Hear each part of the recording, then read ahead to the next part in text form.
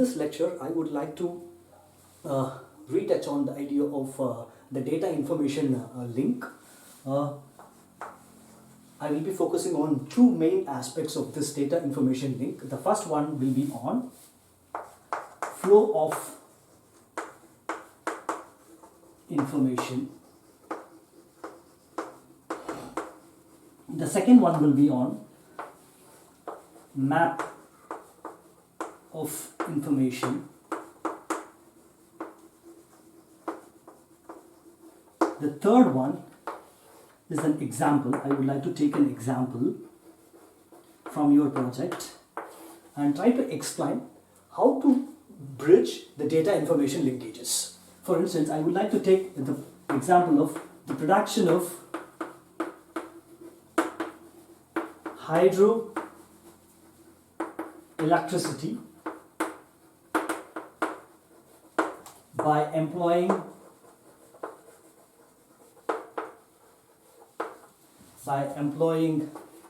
canal waterways.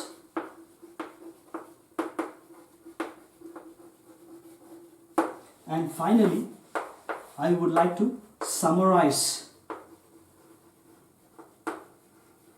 the entire unit. So this is the four. I'll be focusing on these four lines. Okay.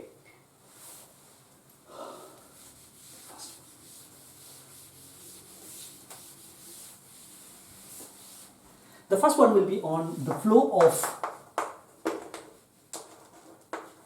information, from where the information origins. Okay, and then it leads to one stage to another stage to the next stage. How it goes from one stage to another stage. How do we process? How a researcher processes the information from one stage to another stage. The first, it starts with a kind of an discovery or occurrence of an event, some set of an event which happens. Okay, the researcher identifies the events and then he'll be moving on to understanding what is this event is all about. It's about, for instance, a kind of the curiosity which makes him to understand this occurrence of the event. In the process, he generates the stock of knowledge.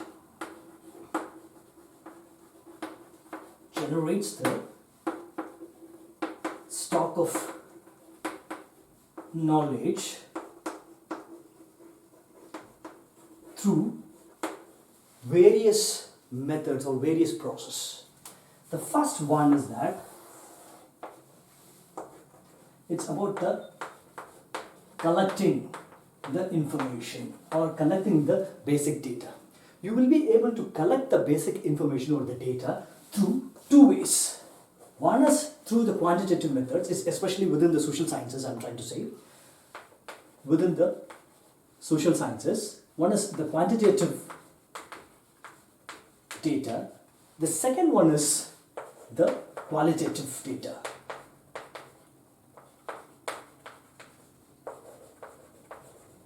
Okay. For instance, the quantitative data, we tend to collect the quantitative data through an example of a survey method. On the other hand, we collect the qualitative data through the participant observations.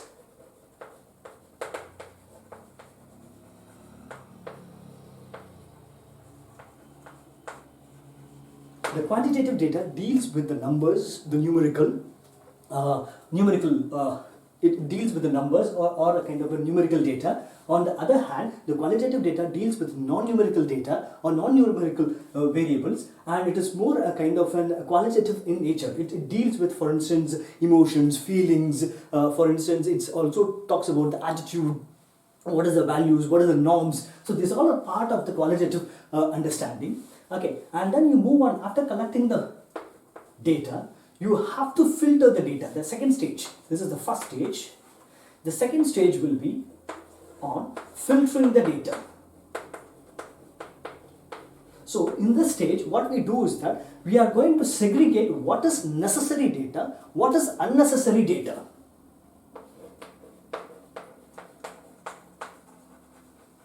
Necessary, unnecessary data.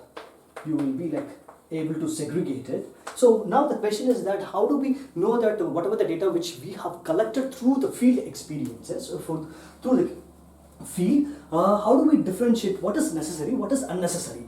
That we will be able to know that what is necessary, what is unnecessary through, number one, whatever the concepts which we have employed, or through the process of conceptualization.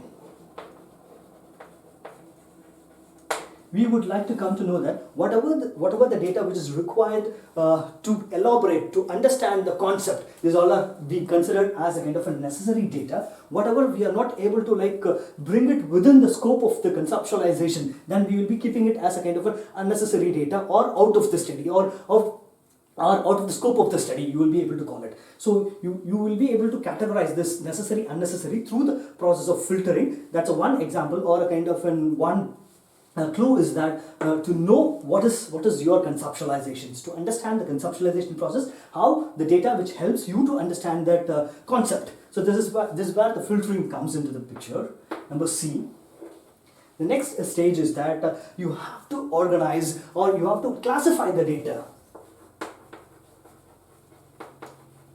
Organizations, or the classifications of the data happens. So you will be able to organize, and the classifications happens. For instance, it is a kind of trying to look at the types or the characteristics.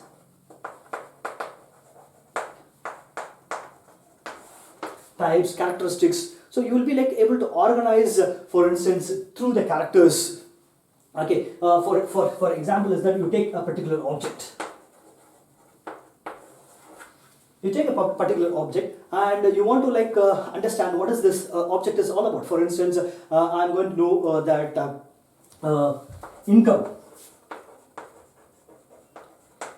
Okay, so I would like to categorize this income into different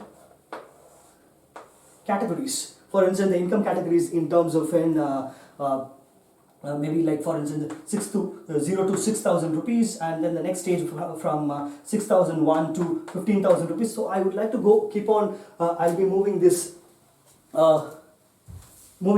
types or moving these categories from one stage, one group to another group, and then I would like to see that how this income category is helpful to understand the employment. So this is the organizations or the classifications of the data as per the variables, different set of the variables which we are going to use it. And the fourth one is that it's validating the data.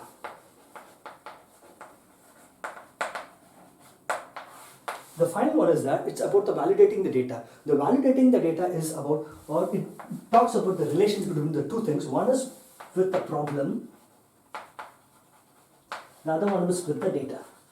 Whatever the data which we have collected, it should lend light on the problem which we have already defined. Okay, if suppose the data couldn't explain the problem properly, that means we didn't collect the data, we didn't collect enough data to explain the problem. So these are the different stages of generating the stock of knowledge. Once you generate the stock of knowledge, we move on to the next stage. So this next stage is a kind of an usage, or trying to convert into make a kind of an modeling. You will be able to develop certain modeling out of the data, or you will be using it for explanations or analysis. So this is all a part of the usage, and then finally you will be slowly moving on to the next level. That's, for instance, you use modeling or kind of an explanation and analysis to produce, for instance, two different things. You want to take certain decisions, or you want to make a kind of an forecasting,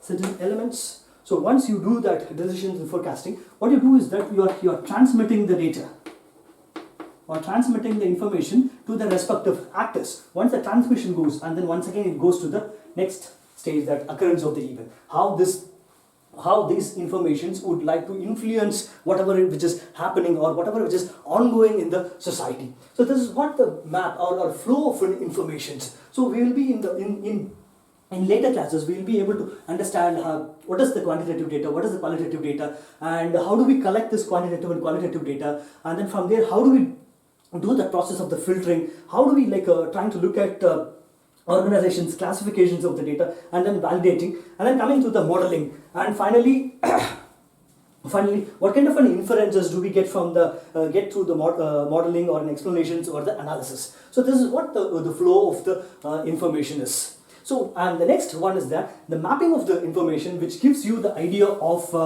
what is factual, what is non-factual in nature.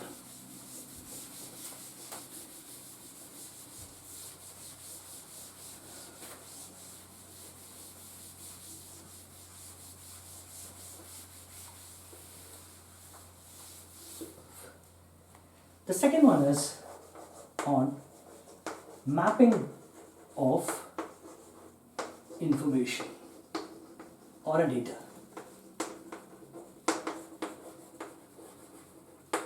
Okay. Number one is that always you should remember that data is divided into two forms. Data is part of the content, number one, and the data is also an instructional in sense. It is instructional in nature. For instance, the computer language, the data gives you the command to operate certain programs within the computer. But if you look at the data from the content point of view, it divides into two. One is factual data. The other one is non-factual data.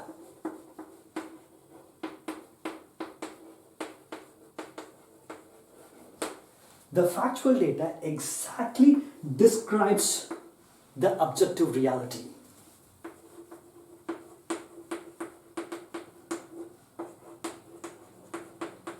That means whatever the data which we have collected, that is true in an absolute sense. Okay, so when it becomes an absolute sense, when it becomes truthful, when it meets the truth conditions, then it becomes the knowledge. However, the researcher has to cross-check whether whatever the data he or she has collected, whether it is also a non-factual in nature. What is this non-factual in nature? The non-factual, which means, on the one hand, it deals with misinformation. On the second hand, it deals with disinformation.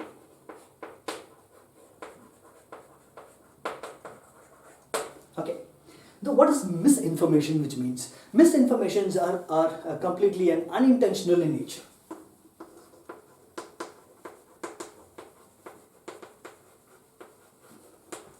Disinformation is intentional in nature.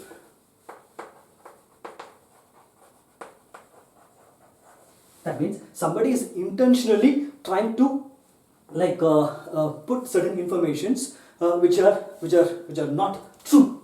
On the other hand, people would like to give us certain informations unintentionally that whatever the informations which they give, it is false. For instance, good example of this. The very good example of an ongoing event is that there are certain claims are there in Indian societies that if you eat, for instance, garlic, so it may keep coronavirus away from your body. Or on the other hand, for instance, if you drink cow urine, okay, so it will not, the coronavirus will not affect you. So, but these all are, for instance, these all are a kind of an unscientific claims.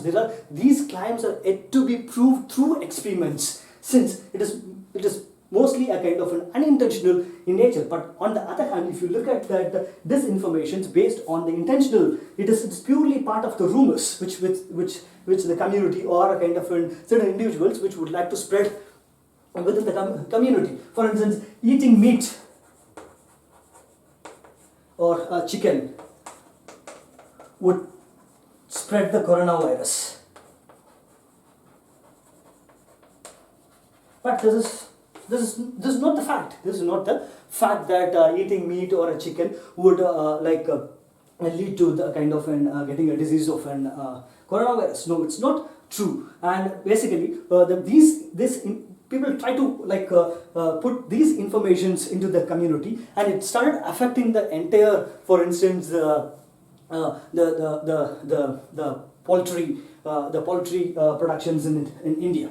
Okay, this is where the content. This is where the map of information and data. And from here, we are trying to look at two things.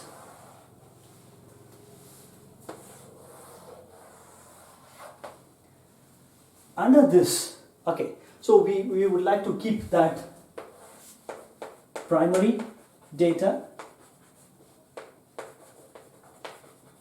secondary data, metadata,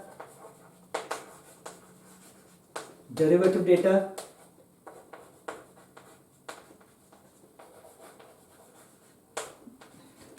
to explain what is factual, what is non-factual.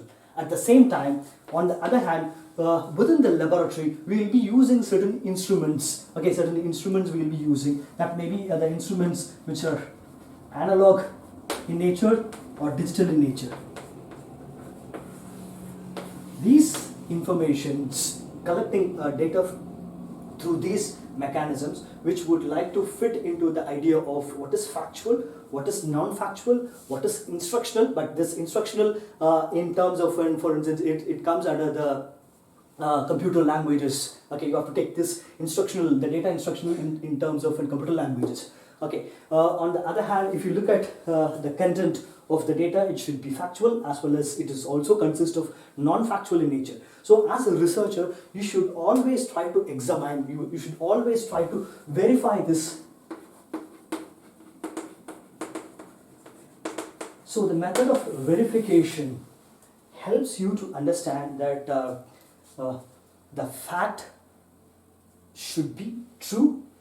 That means it should explain the objective reality absolutely, and then it goes to the knowledge. And they also should segregate the fact from the non-factual sense. Okay, so the non-factual in terms of misinformation as well as in terms of disinformations. Always, if you look at this entire process, any theory, okay, any scientific theory would consist of both the things equally. Okay, so you should always keep this in mind. Any scientific theory has an equal composition of factual as well as the non-factual.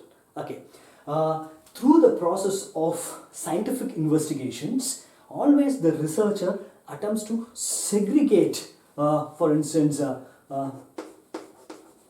both the truth as well as the false content.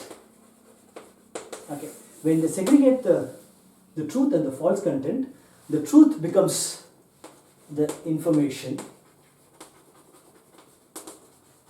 the false becomes misinformation or the disinformation.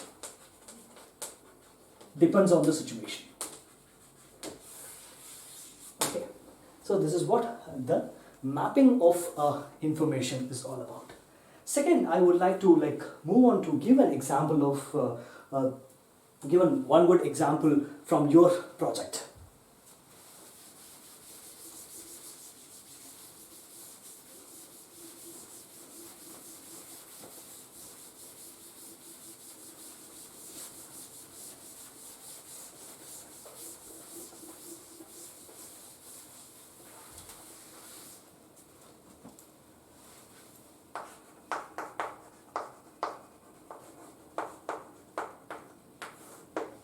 Production of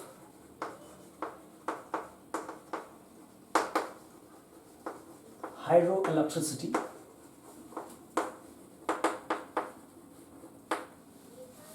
in canal waterways.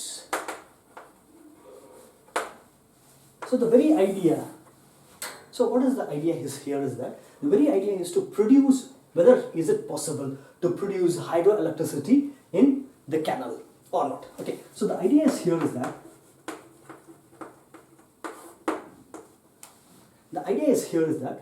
the production of hydroelectricity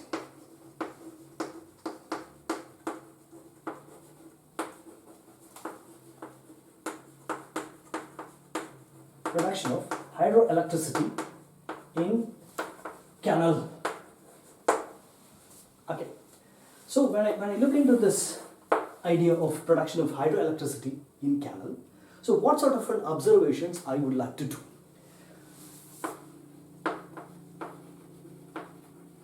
So when I go to the field,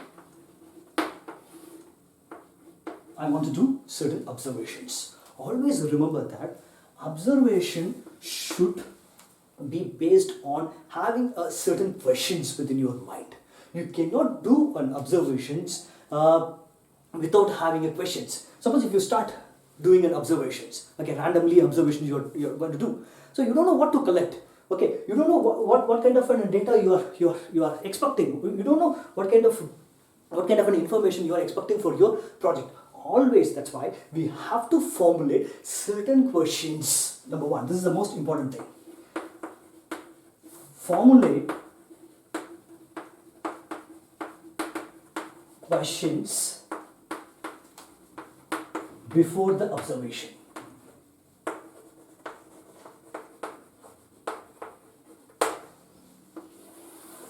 So I'm going to do a kind of two questions I'm going to ask. The first question is that the primary questions, I'll be like a kind of a very, very rudimentary question I'll be asking. Is it possible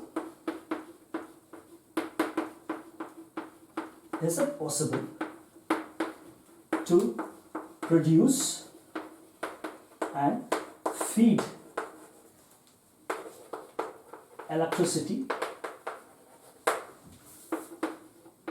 through canal waterways? If yes, I would like to know the conditions.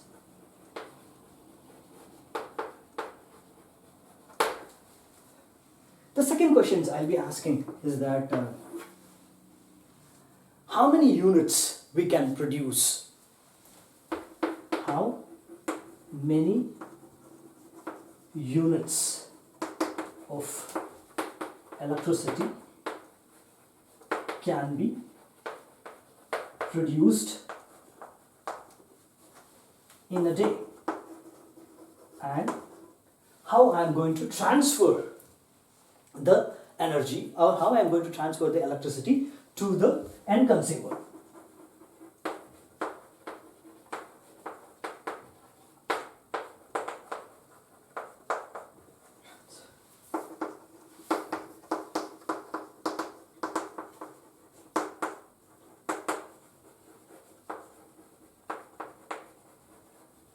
So these are the two questions I'll be having, very rudimentary questions. These two questions anyone can ask, or anyone can come up with these two questions. Okay, so the first question I have in my mind is that is it possible to produce and feed electricity through the canal waterways? If as I would like to know the conditions. And then the next question is that how many units of electricity can be produced in a day, and how I'm going to transfer the electricity to the end consumers. So these are the two questions I'll be having in my mind for answering these two questions.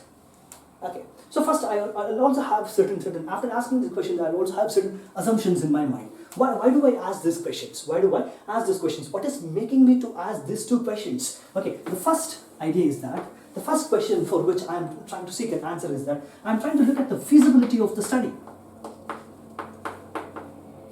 or the feasibility of the investigation. Is it possible? Is it possible? So if it is a feasibility, I would like to know in two terms. One is the techno-economic sense. The second one is the techno-social. when I look into the techno-economic sense, I look into the cost of the energy productions or the electricity productions. Okay, this deals with the cost, and the second one, the techno-social, deals with the resistance. Is there any resistance from any of the actors being part of this electricity productions? Either the resistance may come from the nearby the villages, or the electricity department would like to give a kind of an they'll be able to say that no to the projects, or the state government would deny that because of in terms of the cost. So I would like to keep these ideas like the techno-economic as well as the techno-social, the feasibility within my mind. I take this as a kind of an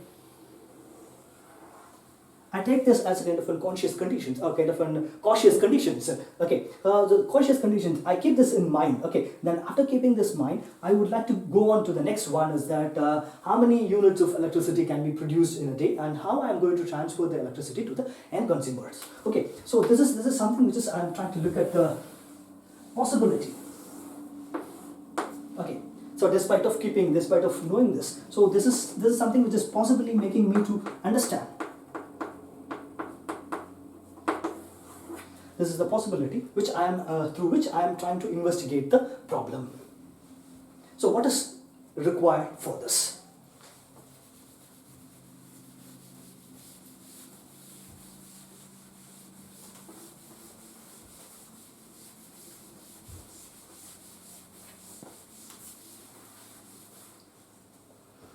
The first idea is that, to answer that the second question,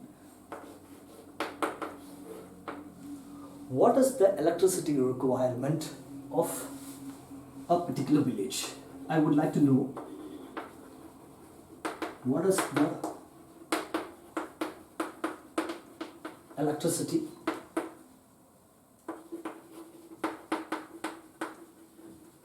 requirement of a village nearby the canal. Okay, so what amount of electricity is required in a nearby village? Okay, so when I do this, for instance, I try to go to the village and try to understand that how many units per day is required. Okay, to supply the energy needs, to feed the energy needs. Maybe for instance, a kind of an I'll be able to collect the data from the village. Is that the village requires 500 units for 50 homes, or the 50 household. Okay, so I also not only look at the one village of it, I'm also trying to look at for instance an additional 3 to 4 villages, so nearby the canal. So the canal goes like this.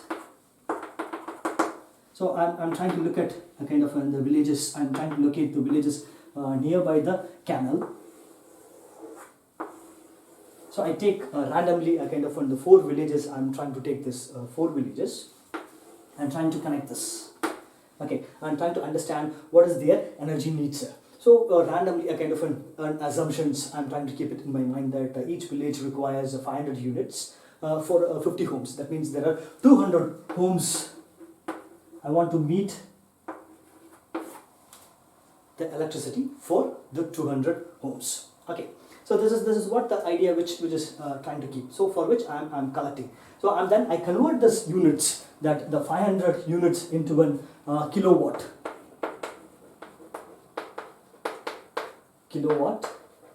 as well as to the megawatt for monthly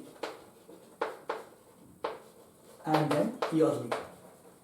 So I come to a kind of predictions that in a year these 4 villages may require, for instance, 20 to 30 megawatts, or a kind of 30 to 40 megawatts. So one need to do a kind of an exact the calculations on this. So this will be my the primary entry point for understanding the very idea of the production of the electricity in a canal. Okay, so the next one would be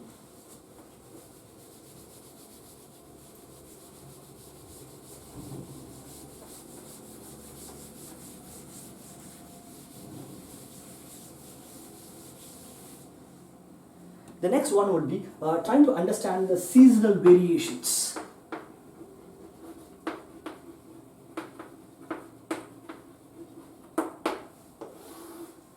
Why I'm supposed to understand the seasonal variations? Because in a canal, actually, if you take it for instance, the volume of the water may they vary from season to season. In summer it may be like low, in rainy season it may be very high, in winter it may be a medium. Okay, so in order to know that the seasonal variations, I have to know. So the volume of the water. So the volume of the water as per the season. So first, and also I would like to know the density of the water,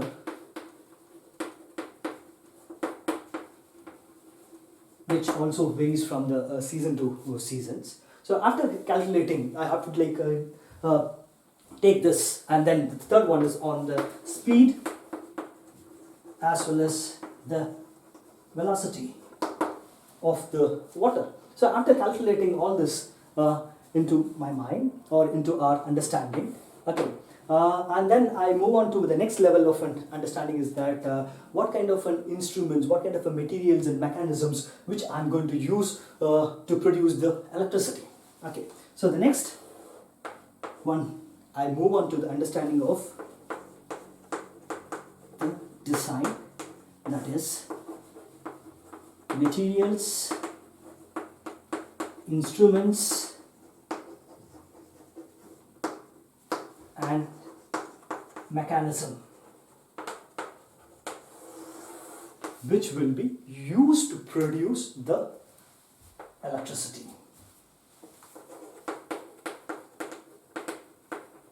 So I'm trying to understand at 3 different levels my understandings are coming. So once I reach this positions, and then I'm trying to look at develop a kind of an technology. Okay, so once I enter into the idea of the technology, and then I would like to bring the idea of the canal. So how I am going to place this,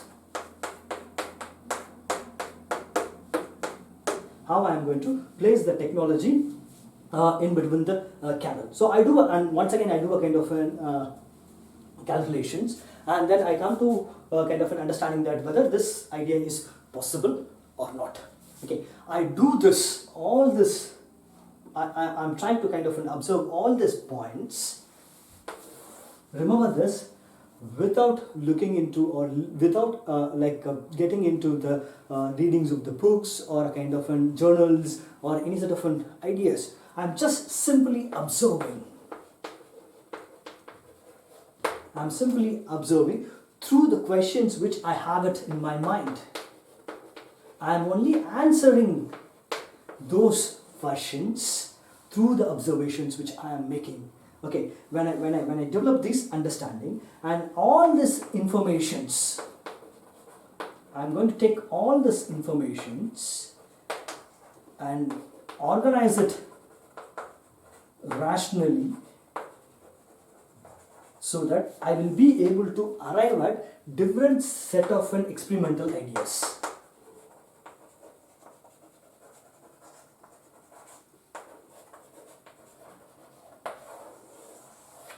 Different set of experimental ideas. For instance, I may be trying to look at the volume of the water or density of the water, the speed, velocity of the water, and then I may be trying to examine that, okay, at this period of a time, maybe the speed of the water is very high. Can I make a kind of small modifications in the riverbed so that a kind of one can increase the flow of one can increase the speed of the water. Once you start increasing the speed of the water, and then if I keep a kind of circle, a kind of rotations, a kind of blade, so the blade will be kind of it may be rotating at a very high speed. When it rotates at a very high speed, and it can generate the more electricity.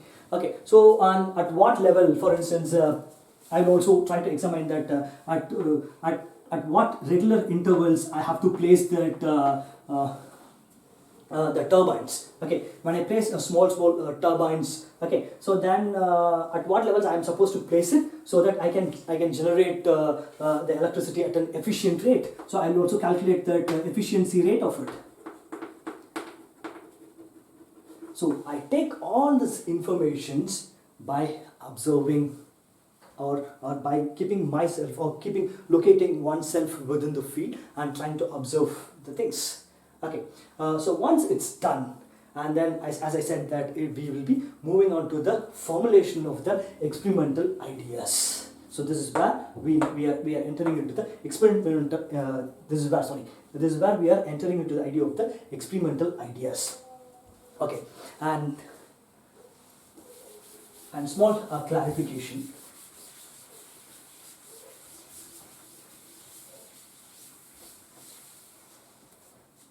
Is that as I've said already this point in the earlier classes, is that the very idea of the social sciences is to understand the society.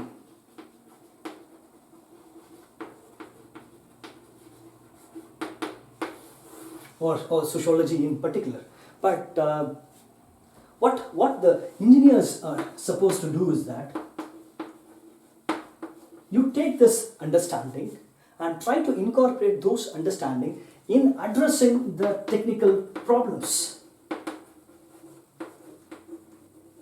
When you are able to address the technical problems, you are able to solve the societal problems and also meet the demands. So what is helping you to address this technical problem is that the data which you collect from the society at large. Always keep this in mind, you are only going to use those data in solving the technical problems. And at the same time, your idea of experimentations is completely technical in nature.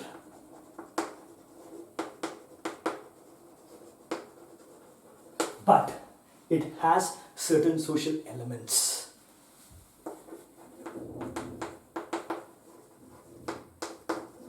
Certain social as well as economic and political elements too.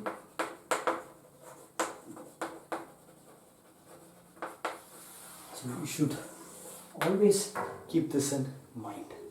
Okay, so and this is how you have to think about an observations. Before doing an observations, please kindly ask questions.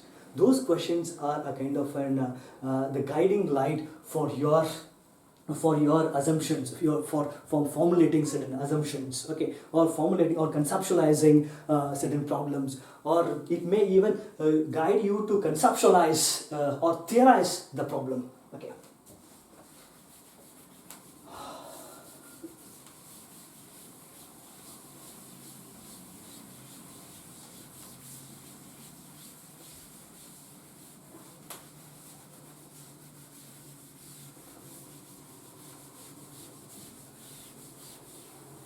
And finally, I would like to summarize this entire unit on the data information link. It's kind of an overall summary.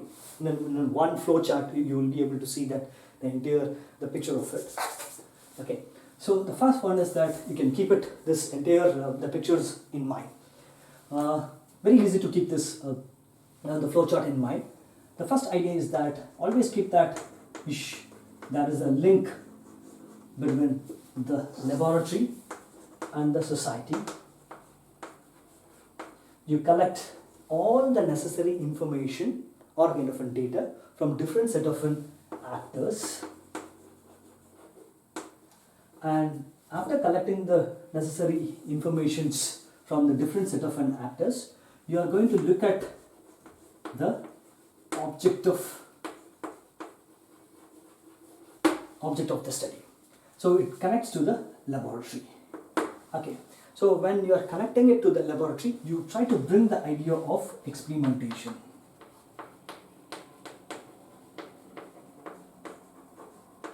So we do experimentations or and observations. In the next class, I will be able to explain you what is experimentations, what is observations. There is a difference between experimentations and observations. Okay, when you do an experimentations, we are trying to look at two things.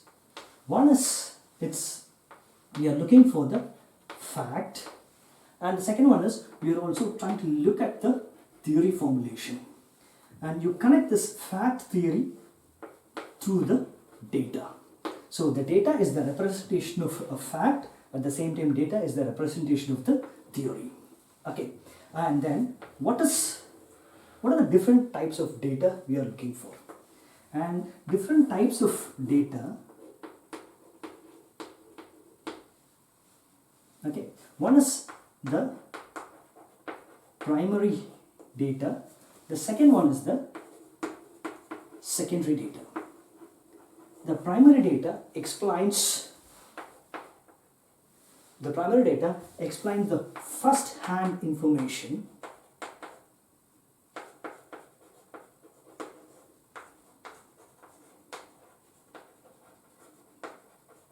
the primary data also deals with, it also explains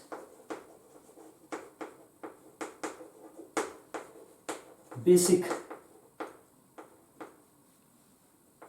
assumptions of an object. Basic assumptions of an object. The secondary data is always collected by someone.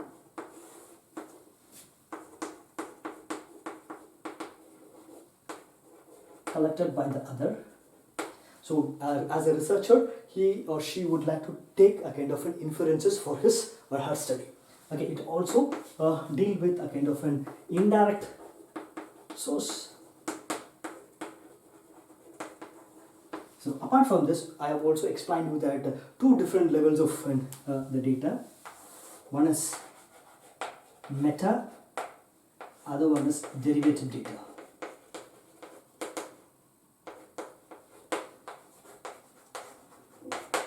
From there, we move on to what is the nature of the data.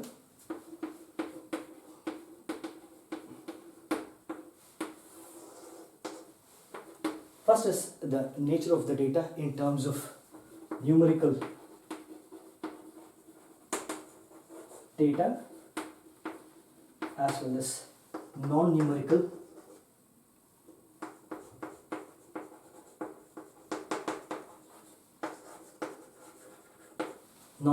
data.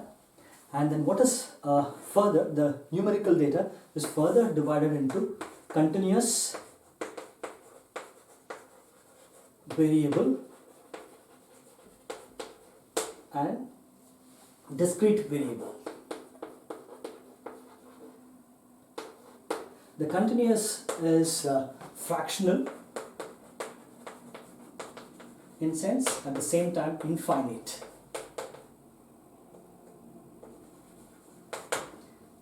Discrete is non-fractional and finite in nature. Okay, that means absolute sense. Okay. One example of a fractional or as well as an infinite is that, for instance, the calculation of the temperature, height, weight. If you look at the discrete variable, the number of people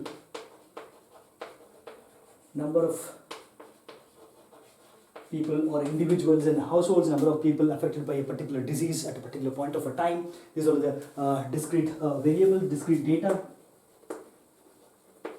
Or how many households requires, for instance, how many households requires how much of an unit, how many units per day of an electricity. So these all are something which deals with the numerical data. At the same time, the non-numerical data deals with emotions, motivation, meanings,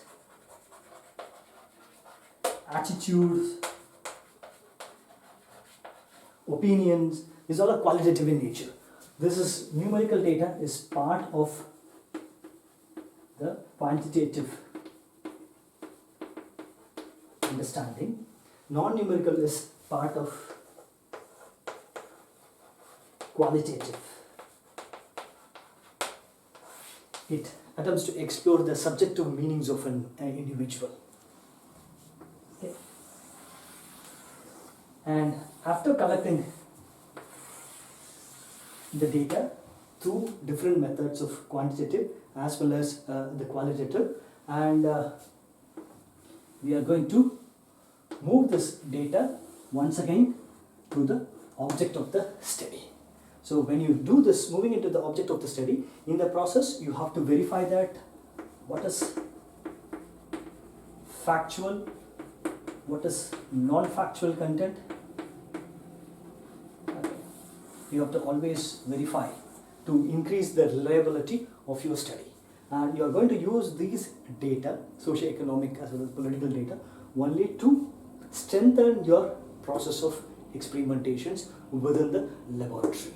Okay, so by giving a kind of an overall outline on this particular unit, I am going to conclude this entire sections on the data information link.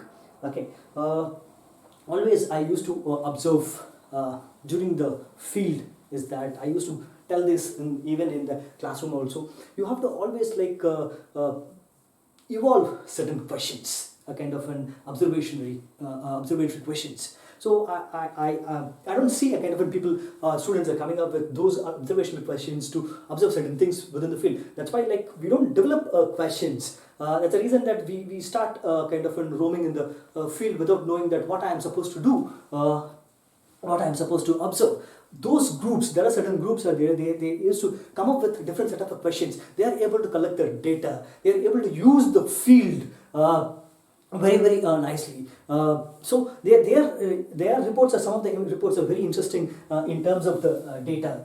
I'll be able to see this the numerical as well as the non-numerical data in certain reports, but there are certain other reports which I am not able to see this the reflection of the numerical as well as the non-numerical data. So in that case, actually I can clearly see that there is a gap